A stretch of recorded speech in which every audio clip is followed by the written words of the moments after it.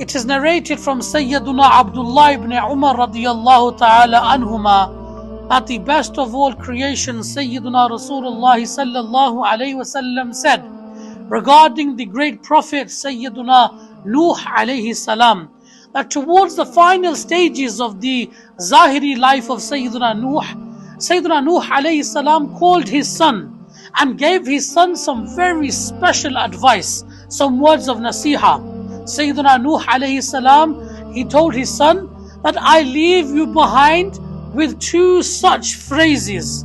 Through the blessings of these phrases, through the blessings of these words, everything which receives sustenance, everything which receives rizq, everything which receives provisions, receives it through the blessings of these two words.